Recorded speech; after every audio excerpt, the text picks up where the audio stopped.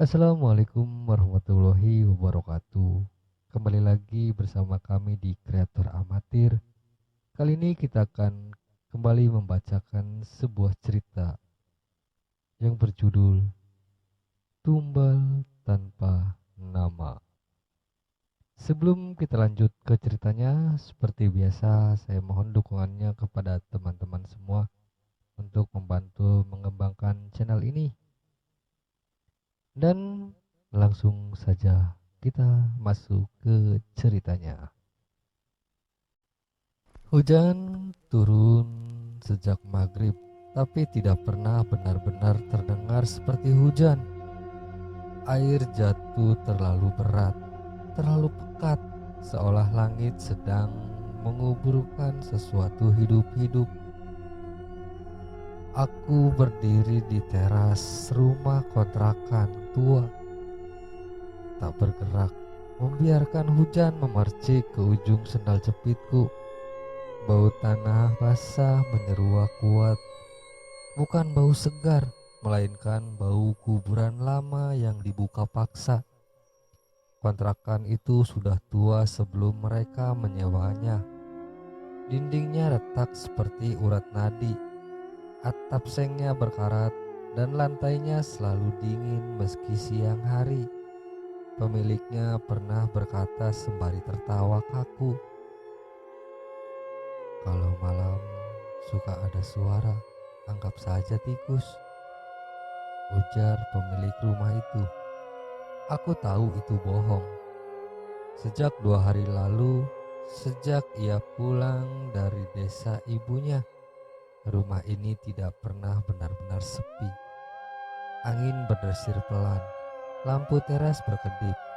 Di halaman depan, genangan air hujan mulai mengumpul lalu bergerak. Bukan karena angin, melainkan karena tanah di bawahnya bergelombang perlahan, seperti dada manusia yang sedang menarik napas panjang. Aku mengepalkan tangan. Kurang ajar, gumamku lirih. Pintu di belakangnya berderit pelan. Raka muncul, wajahnya pucat, rambutnya basah oleh keringat meski udara dingin. "Lil, jangan bilang gue doang yang lihat itu," ujar Raka. Suaranya hampir tak keluar. Aku tidak menoleh. "Kalau yang kamu lihat tanahnya gerak, berarti kita lihat hal yang sama," ujarku menarik napas dalam. Raka menelan ludah. "Bukan cuma itu." Lampu teras berkedip lebih cepat. Sekali, 2 kali, 3 kali. Raka menunjuk dinding samping rumah. "Bayangan kita di situ," ujar Raka. Aku menoleh. Di dinding lembab itu ada 3 bayangan.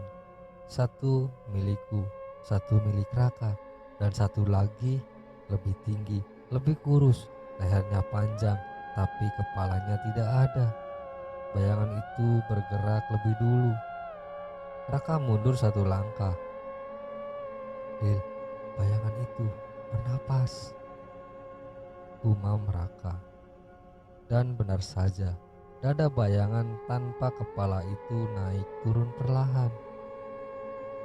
Jantungku berdentum keras, rasa dingin menjalar dari tengkuk ke tulang punggung. Aku teringat suara ibuku bertahun-tahun lalu di kamar sempit desa.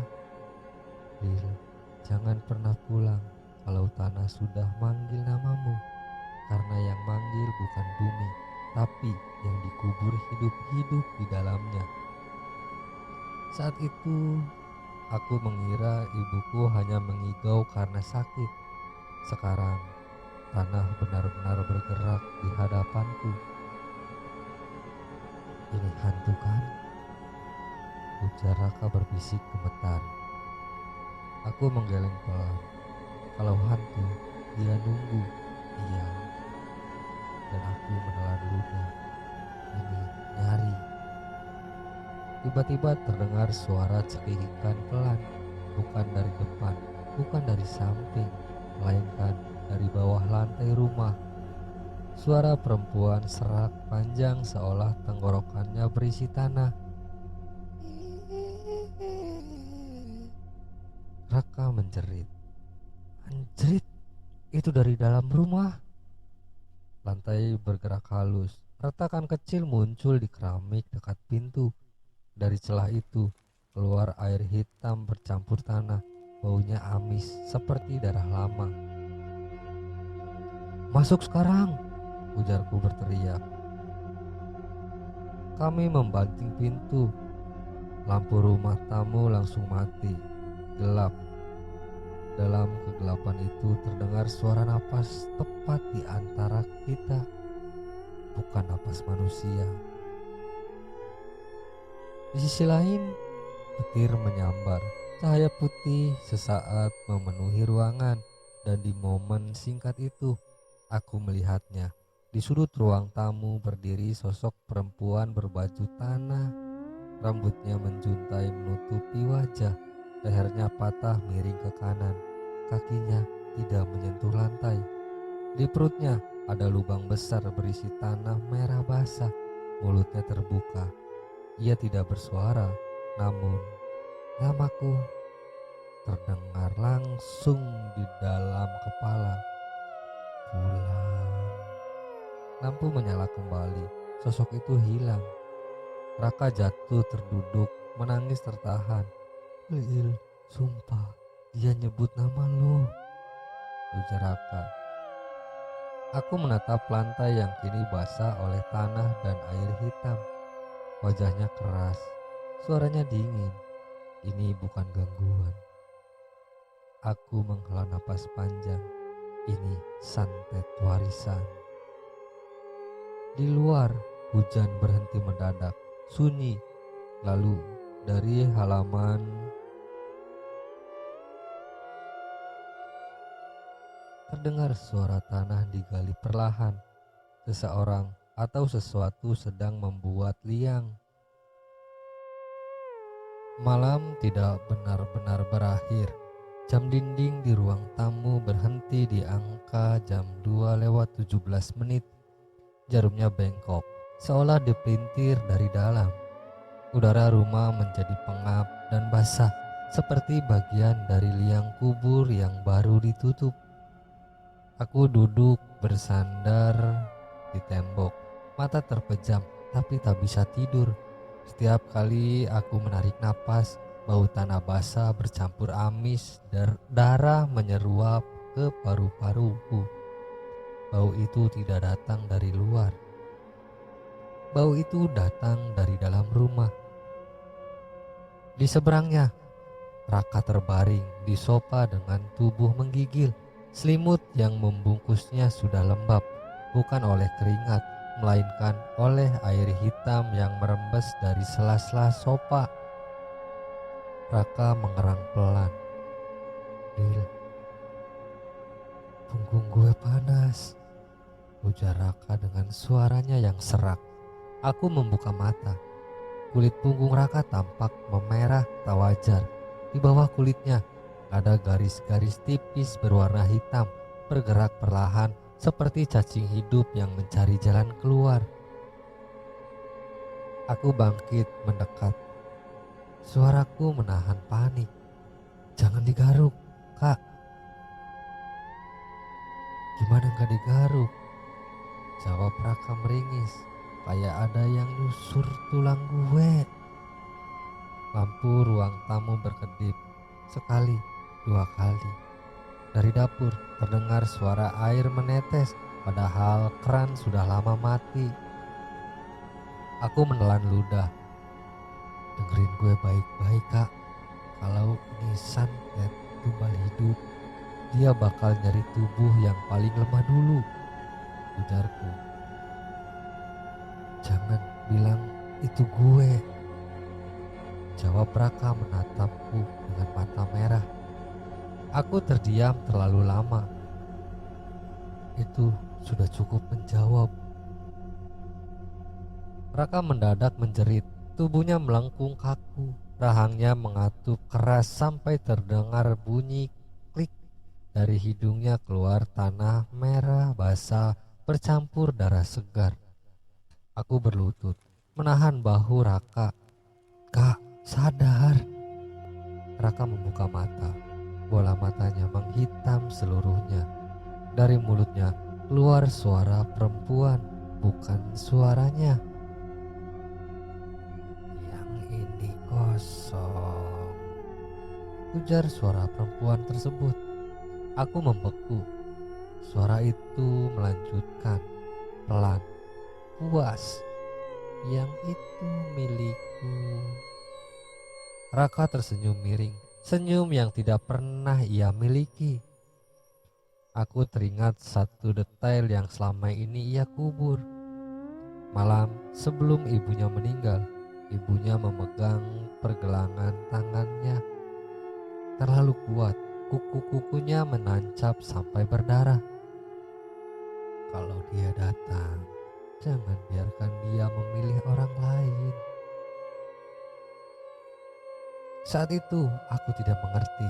Sekarang aku mengerti dengan cara yang paling kejam. Pintu kamar mandi terbuka perlahan. Bau busuk menyergap.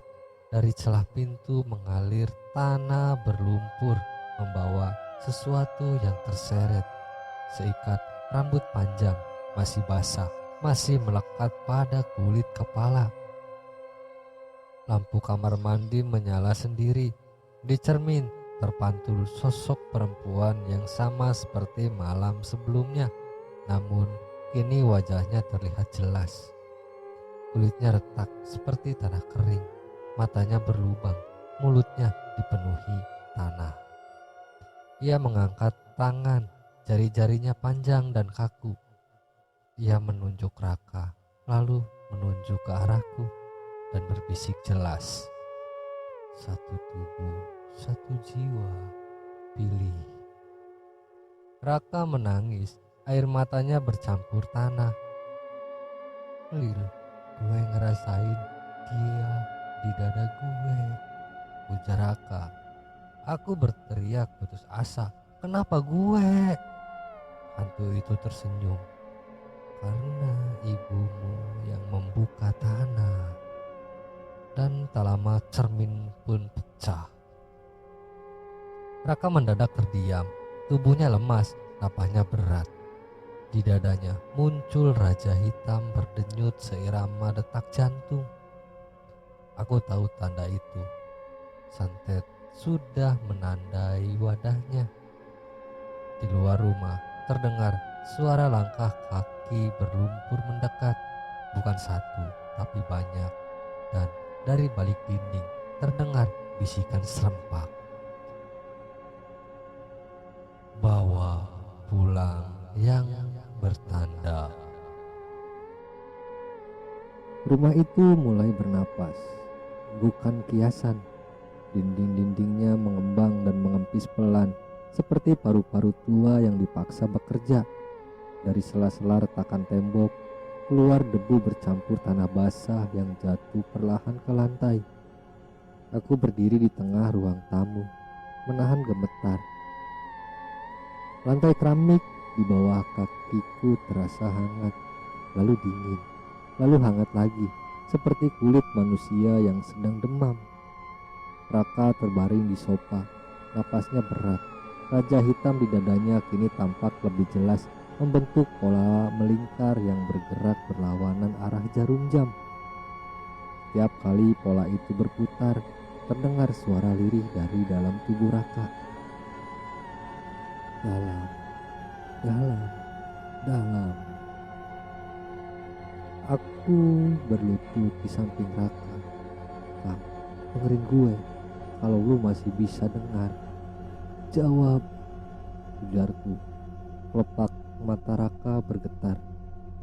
"Gue dingin, Lil," jawab Raka lirih. Suara kretek terdengar dari langit-langit. Aku mendongak.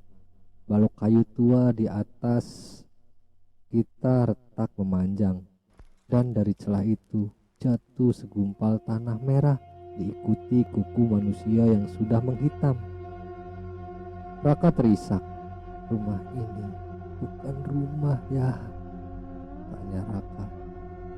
Aku menjawab lirih penuh kepahitan. Ini bangunan ritual. Lampu mati serentak. Dalam gelap terdengar suara seperti sekop menusuk tanah, padahal suara itu berasal dari dalam dinding. Aku teringat sesuatu yang dulu aku anggap sepele. Ibuku sering menabur tanah di sudut-sudut rumah lama mereka. Setiap malam Jumat Kliwon, ibunya mengunci pintu, memadamkan lampu, lalu berbisik pada dinding. Saat aku bertanya, ibuku hanya menjawab, supaya rumahnya kuat. Kini aku paham, bukan rumah yang dikuatkan, melainkan ikatan antara rumah dan tanah kuburan. Dari dapur terdengar bunyi lemari dibuka paksa. Aku berdiri perlahan, mengambil pisau dapur. Tanganku gemetar, tapi mataku tajam. Jangan kemana-mana, kataku pada Raka. Aku melangkah ke dapur. Lantai dapur sudah berubah menjadi tanah, lembek dan berlumpur, bekas jejak kaki tanpa jari, tanpa menuju sudut ruangan. Di sana berdiri sosok laki-laki tua, tubuhnya setengah terkubur di lantai, wajahnya rusak, matanya terjahit tanah. Ia membuka mulut, tanah jatuh dari dalamnya. Utangnya belum lunas. Utang siapa? Tanyaku berteriak. Sosok itu mengangkat tangan, menunjuk dadaku. Darahmu saksi, ujar lelaki itu. Tanah di dapur bergolak. Di sisi lain, aku berlari kembali ke ruang tamu. Raka sudah tidak di sofa. Lantai di depannya terbuka membentuk lubang seperti mulut besar yang baru saja menelan sesuatu. Di tepinya tertinggal bekas cakaran tanah. Dari dalam lubang itu terdengar suara Raka jauh teredam. Gelap, dia di sini, ujar suara Raka. Aku berlutut di tepi lubang, hampir jatuh. Pegang tangan gue. Tangan Raka muncul, pucat, kotor, dengan kotoran tanah. Namun sebelum aku sempat menariknya, tangan lain muncul dari bawah, lebih besar. Kulitnya hitam, kuku-kukunya panjang dan retak. Tangan itu menarik Raka ke bawah. Lubang menutup perlahan, seperti mulut yang selesai makan. Rumah kembali diam. Tidak ada lubang, tidak ada tanah terbuka. Hanya lantai keramik utuh, dingin dan bersih. Aku terduduk sendirian, napas tersengal. Di dadaku sendiri, ia merasakan denyut yang bukan milikku. Dari dalam dinding terdengar bisikan terakhir malam itu. Sekarang giliranmu. Di sisi lain, aku berjalan tanpa benar-benar tahu sejak kapan kakiku melangkah. Aku hanya sadar ketika bau tanah basah berubah menjadi bau kemenyan basi dan darah lama. Kabut menyelimuti jalan setapak di depanku. Lampu-lampu rumah berdiri jarang, redup seperti mata setengah tertutup yang mengawasi siapapun yang berani lewat. Di kiri dan kanan jalan berdiri nisan tanpa nama, tertanam terlalu dekat dengan rumah-rumah penduduk. Desa ini tidak pernah memisahkan orang hidup dan orang mati. Setiap langkahku terasa berat. Dadaku berdenyut-denyut yang bukan milikku. Sesekali ia mendengar napas lain menyusup di sela napasku sendiri. Raka, atau sesuatu yang kini memakai suara Raka. Seorang perempuan tua duduk di beranda rumah bambu, menumbuk sesuatu di cobek batu. Isinya bukan bumbu, melainkan tanah merah bercampur serpihan tulang. Perempuan itu mendongak. Oh, senyumnya tipis yang berdarah akhirnya pulang, ujar perempuan tua itu. Ini desa ibu saya, Bu, ujarku sembari berhenti. Perempuan itu terkekeh pelan. Dulu, iya, sekarang ini desa milik tanah, ujar perempuan tersebut. Perempuan itu berdiri perlahan. Di belakangnya, pintu rumah terbuka sendiri, memperlihatkan ruang dalam penuh lubang tanah kecil. Masing-masing ditutup kain putih bernoda. Kami gak ngelakuin apa-apa, kataku tenang. Kami cuma nerima, ujar perempuan tersebut. Aku dibawa ke balai desa. Bangunan tua beratap ijuk, tiangnya hitam oleh jelaga. Di tengah ruangan ada lubang besar ditutup papan kayu. Di sekelilingnya duduk para tetua desa. Wajah mereka tenang, terlalu tenang. Seorang lelaki tua dengan mata cekung bicara pelan. Desa ini berdiri di atas tanah lapar. Ia mengetuk lantai dengan tongkatnya. Kalau nggak dikasih makan, dia ambil sendiri, sambungnya. Makan orang hidup? Tanyaku berteriak marah. Tetua itu mengangguk. Bukan orang. Ia tersenyum samar, tapi tumbal. Di sisi lain, aku menunjuk papan penutup lubang itu. Tempatnya? Ya, jawab tetua lain. Dan ibumu yang pertama kali menutupnya. Kepalaku berdengung. Apa maksud kalian? Tanyaku. Seorang perempuan setengah baya maju. Ibumu relawan. Dia kasih satu nama supaya ratusan nama lain selamat. Bohong, ujarku menggeleng keras. Perempuan itu menghela napas. Makanya tumbalnya disebut tanpa nama. Namanya dihapus supaya dosanya ditanggung satu darah. Tanah ini di bawah kakiku bergetar pelan. Dari lubang tertutup papan itu terdengar suara pelan, serak, tapi sangat dikenalnya. Aku terjatuh berlutut. Papan kayu bergerak sedikit. Dari celahnya keluar jari-jari manusia berlumur tanah. Kukunya pecah. Itu teman kamu, kata tetua desa tanpa emosi. Masih hidup untuk sekarang. Lepasin dia, ujarku menangis. Tetua pertama menggeleng. Gak bisa, Ana sudah memilih. Ia menatapku tajam. Kecuali kamu mau nerusin perjanjian ibumu. Aku berdiri sempoyongan. Perjanjian apa? Tanyaku.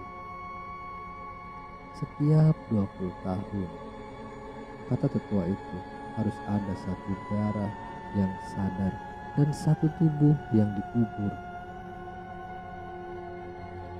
Ia menunjuk dadaku. Kamu darahnya. Lalu menunjuk lubang dan tubuhnya bisa diganti. Ruangan hening. Aku berteriak putus asa. Kalau gue nolak? Tanyaku. Semua lampu minyak di balai padam bersamaan. Dari dalam tanah terdengar ratusan suara bersamaan. Jeritan, tangisan, doa yang putus di tenggorokan. Makan, makan, makan. Lampu menyala kembali. Di lantai balai desa terbentuk raja besar dari tanah dan darah. Pola yang sama dengan yang muncul di dada Raka. Ketua desa berkata pelan, hampir berbisik. Ritualnya dimulai malam ini. Aku menatap lubang di lantai. Aku tahu satu-satunya cara menyelamatkan Raka adalah mengubur sesuatu yang lebih berharga dari nyawa. Malam turun seperti selimut basah yang dilemparkan paksa ke wajah desa. Kabut menebal. mengurung balai desa dalam lingkaran putih kelabu. Api obor menyala malas, cahayanya goyah seperti napas orang sekarat. Di tengah balai, lubang tanah itu kini dibuka setengah, menganga seperti mata raksasa yang menunggu untuk diisi. Aku duduk berlutut di tepi lubang, tanah di dasar lubang bergerak-gerak perlahan, bukan longsor, melainkan berdenyut mengikuti detak jantungku sendiri. Tiap denyut terasa seperti ingatan yang dipaksa naik ke permukaan. Kalau mau tahu kebenaran, ujar salah satu tetua desa pelan, dengarkan dia. Tanah di dasar lubang bergeser, udara mendadak dingin, dan dari dalam gelap terdengar suara yang membuat dadaku runtuh. Suara itu lemah, parau, namun tak mungkin salah. Ibu. Suaraku pecah. Dari dalam lubang muncul bayangan wajah perempuan, bukan tubuh, hanya wajah yang terbentuk dari tanah basah dan akar-akar halus. Matanya sayu, bibirnya retak. Wajah ibuku. Aku gak pernah pergi, katanya lirih. Aku cuma gak pernah benar-benar mati. Aku menangis, tubuhnya gemetar. Kenapa, Bu? Kenapa ini semua? Tanyaku. Wajah itu terdiam lama, seolah mengumpulkan sisa-sisa jiwa. Aku bukan korban, kata ibuku akhirnya. Aku yang memilih. Kata itu menghantamku lebih keras dari apapun malam itu.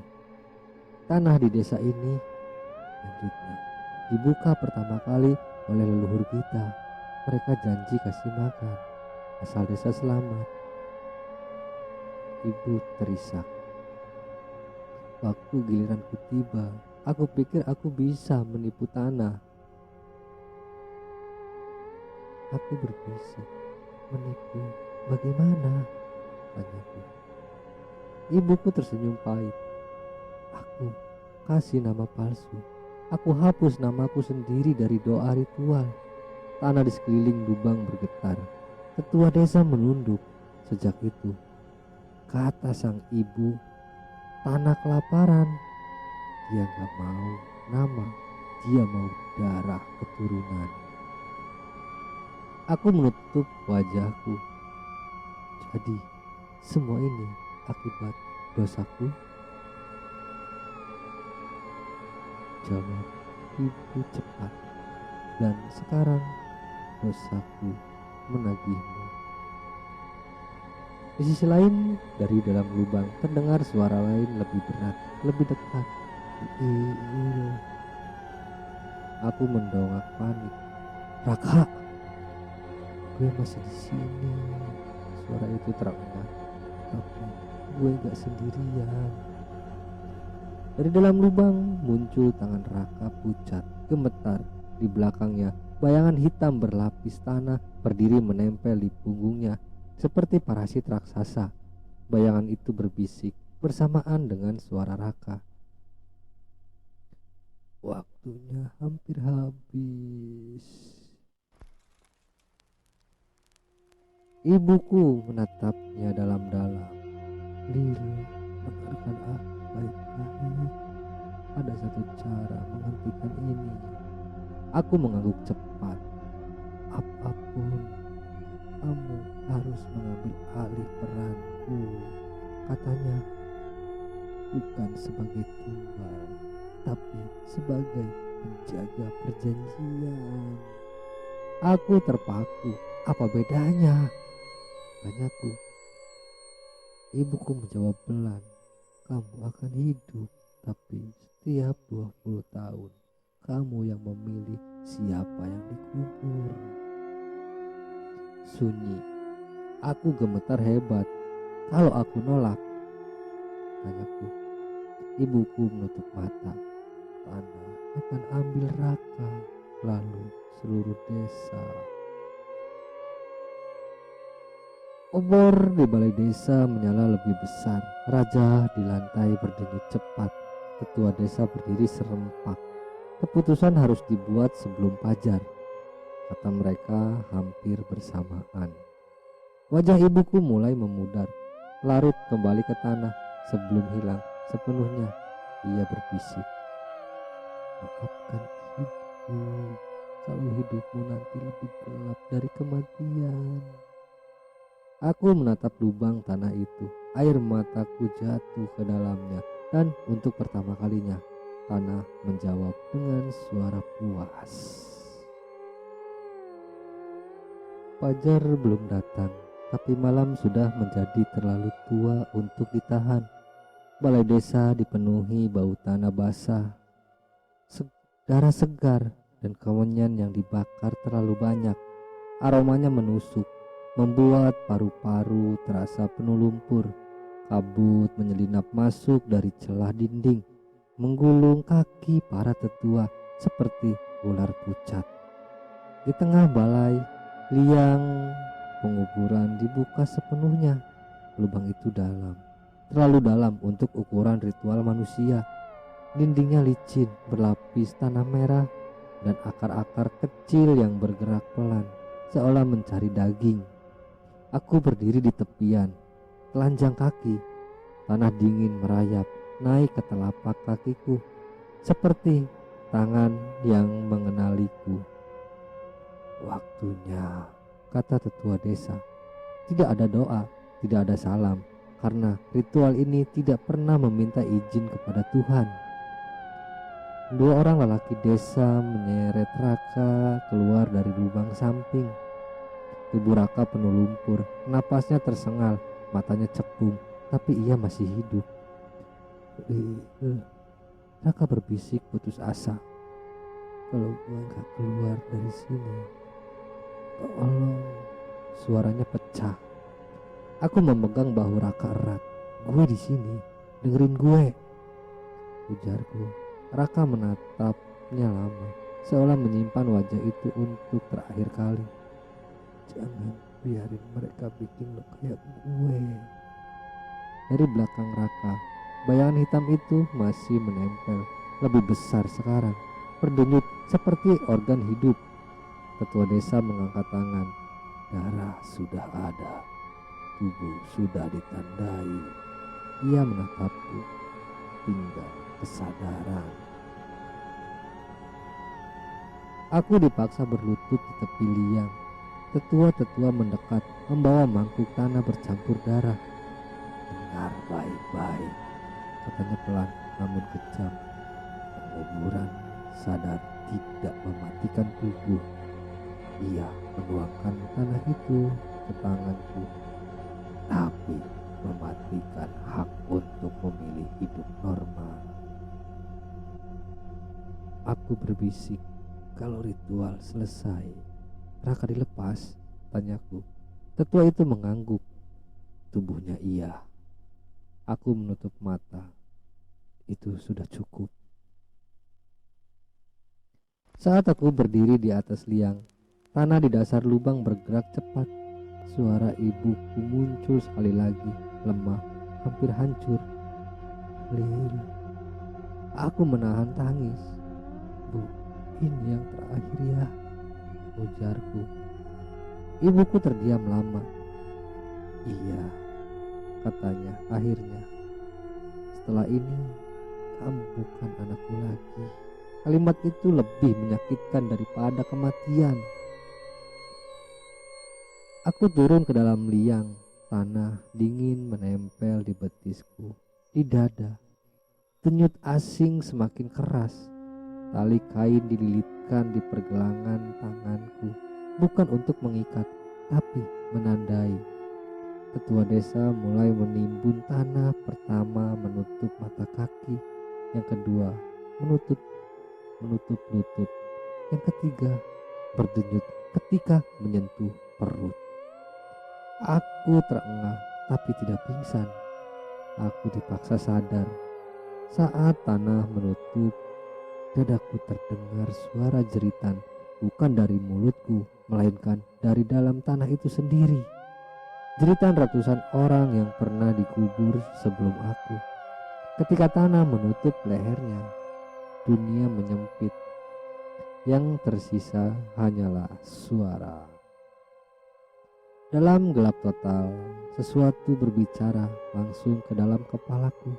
Bukan suara manusia, bukan suara hantu, bukan suara tanah, melainkan suara tanah itu sendiri.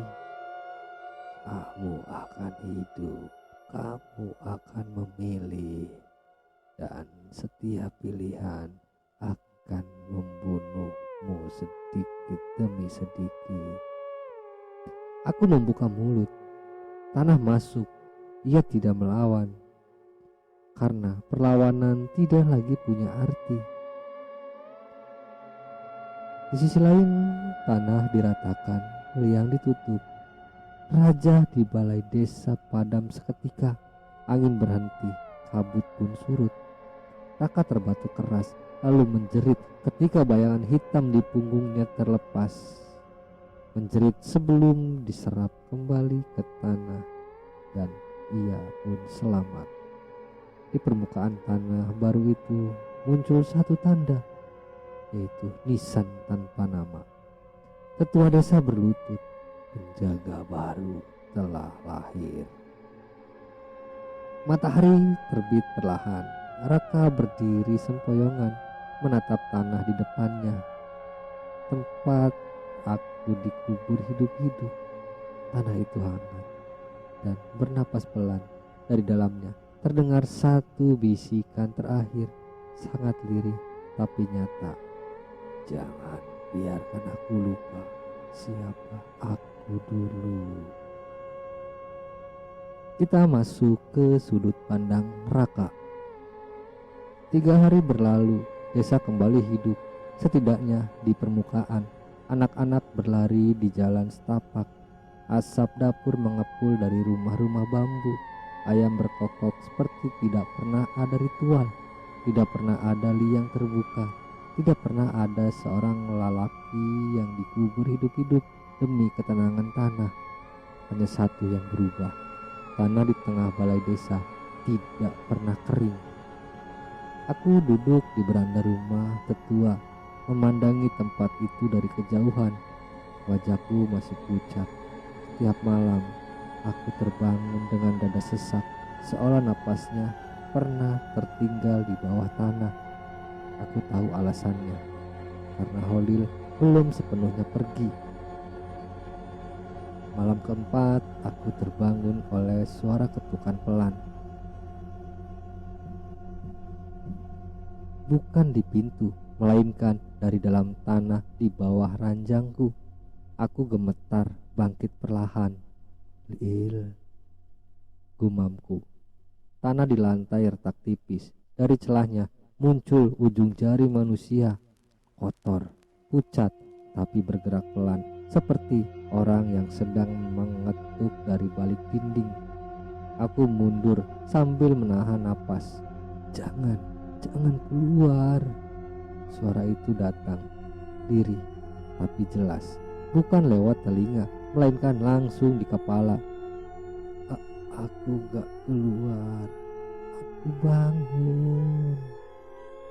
Di sisi lain, pagi berikutnya para tetua desa berkumpul di balai.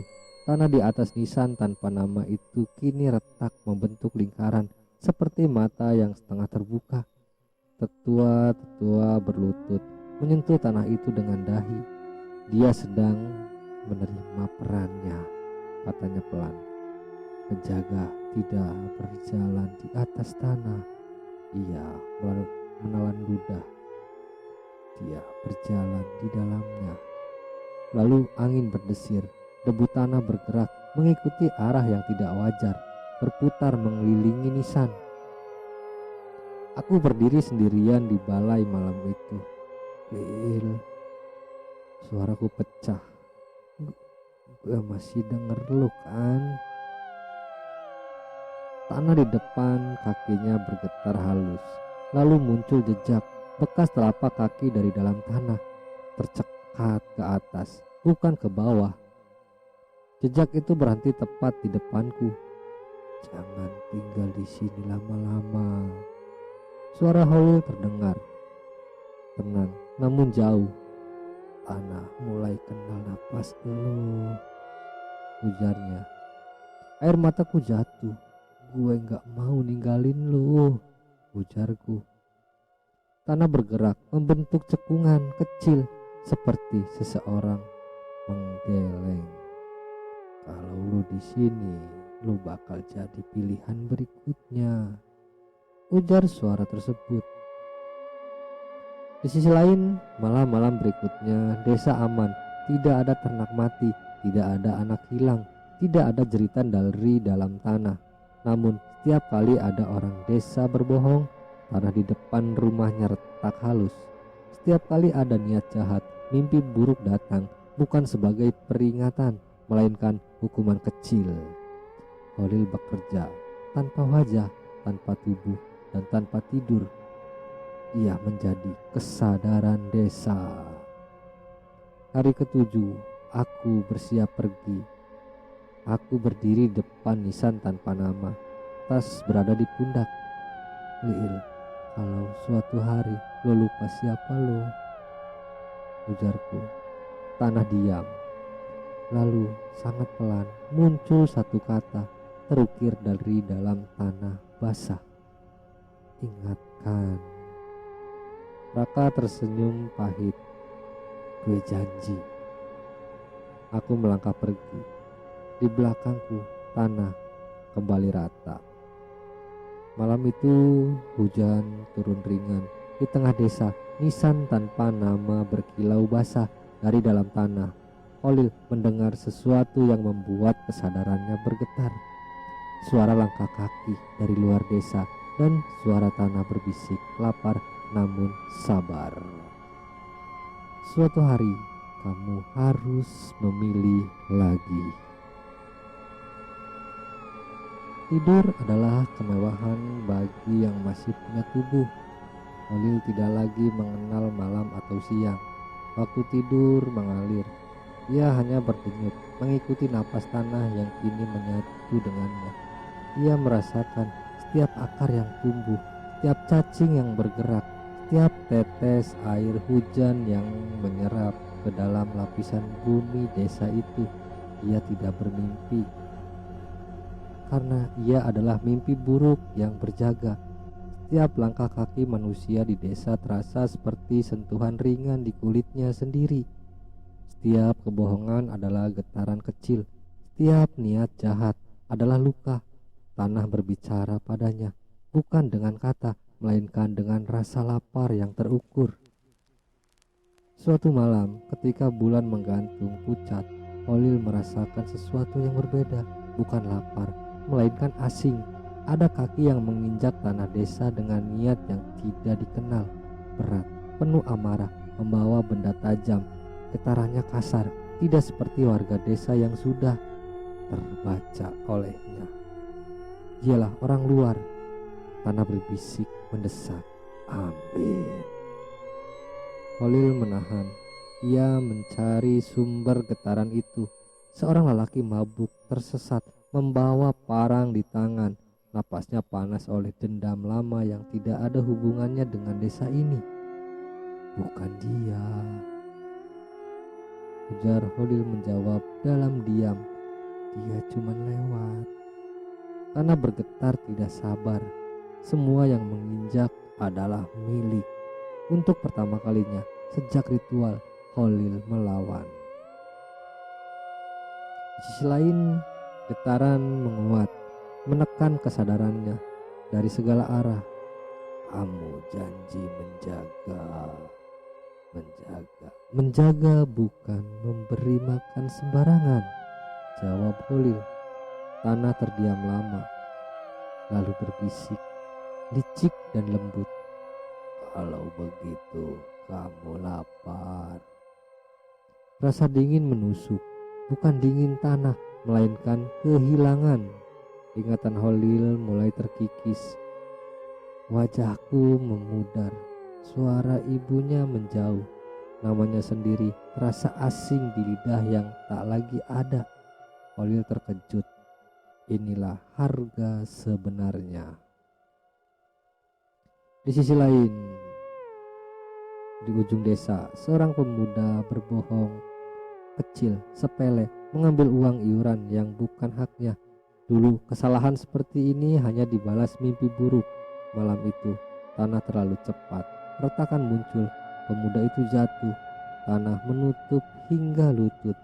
Ceritanya singkat, Holil merasakan penyesalan yang terlambat, getaran panik yang tak bisa ia tarik kembali. Cukup, teriaknya dalam diam. Tanah berhenti, pemuda itu selamat, tapi kakinya lumpuh, sunyi. Holil memahami sesuatu yang menakutkan. Ia tidak lagi sepenuhnya memegang kendali. Hari-hari berlalu tanpa hitungan. Holil mulai menandai dirinya sendiri, bukan dengan raja, melainkan dengan kenangan. Ia mengulang nama Raka, mengulang suara ibunya, mengulang rasa hujan pertama yang pernah ia nikmati sebagai manusia. Jika ia berhenti mengingat, tanah akan mengingatkan dengan caranya sendiri. Di suatu sore kelabu, ia merasakan langkah yang hangat dikenalnya, ringan, hati-hati, penuh ragu dan rindu. Raka. Di sisi lain, aku berdiri di depan nisan tanpa nama, dengan tangan gemetar. Lil, aku cuma mau mastiin kamu masih kamu. Tanah di depanku hangat, getaran lembut menjawab, bukan kata, tapi rasa yang ia kenal betul. Aku tersenyum sambil menangis. Maaf, gue gak bisa lama-lama. Holil ingin mengatakan banyak hal, namun yang bisa ia lakukan hanya satu. Di tanah terbentuk satu kalimat pendek, letakannya halus, hampir indah. Jangan kembali. Raka mengangguk. Ia pergi tanpa menoleh. Malam itu desa aman, namun jauh di bawah permukaan. Holil merasakan sesuatu yang baru tumbuh, bukan akar, bukan cacing, melainkan kesadaran lain yang pernah bangun, yang pelan-pelan bangun, belajar dari cahaya menjaga dan dari kesalahannya. Tanah berbisik, nyaris puas. Penjaga selalu melahirkan penjaga. Dan Holil sadar bahwa suatu hari nanti ia mungkin harus mengajari penggantinya bagaimana caranya tetap manusia saat tanah meminta lebih.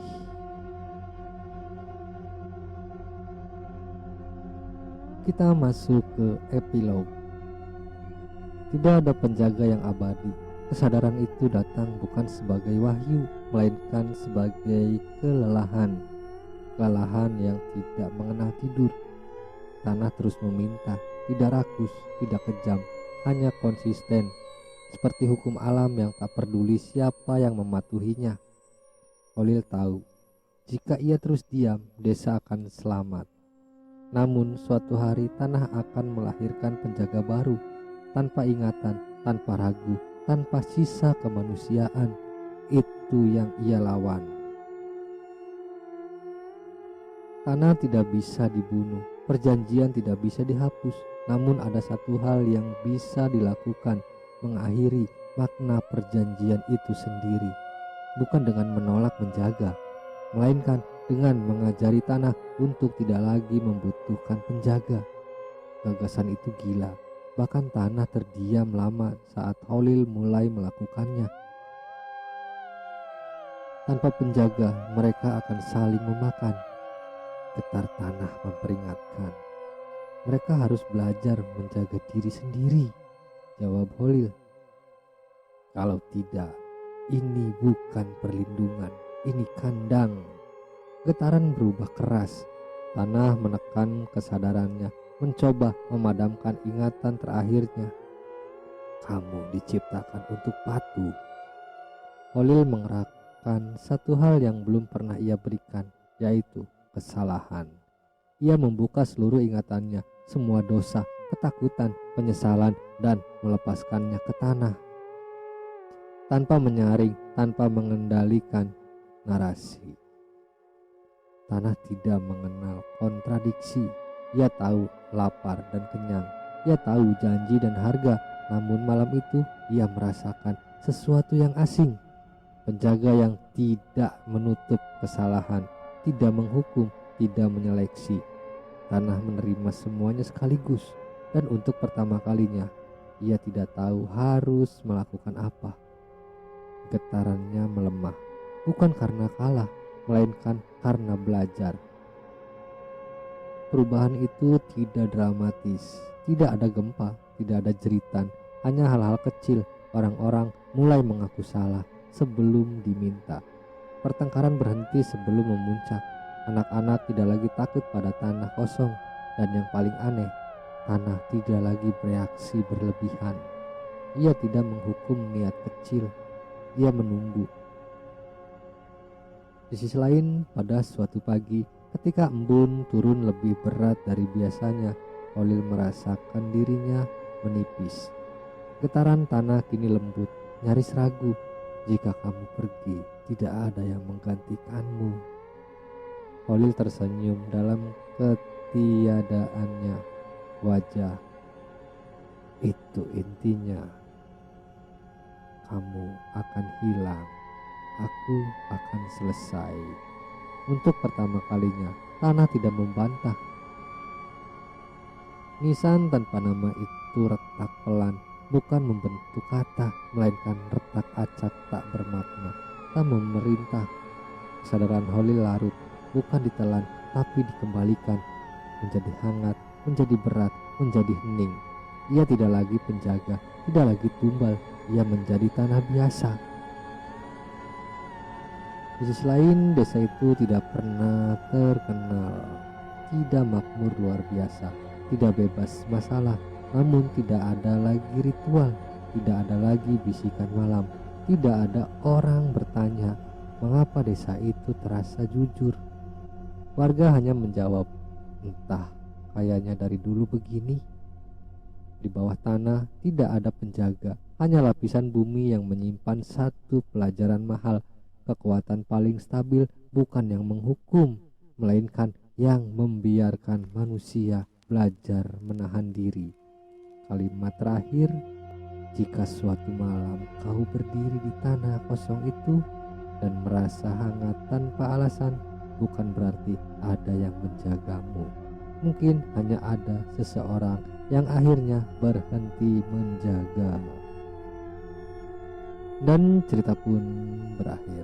Terima kasih untuk teman-teman semua yang sudah menyimak, menonton, dan mendengarkan cerita ini. Mohon maaf apabila ada kata-kata yang kurang tepat atau kurang enak didengar. Seperti biasa, saya mohon dukungannya kepada teman-teman semua untuk membantu mengembangkan channel ini dengan cara klik subscribe, like, komen, dan juga share ke media sosial teman-teman semua. Dan di channel ini juga ada waktunya kita membacakan sebuah cerita komik zaman dulu. Sekali lagi saya ucapkan banyak-banyak terima kasih. Wabillahi taufiq wal hidayah. Wassalamualaikum warahmatullahi wabarakatuh.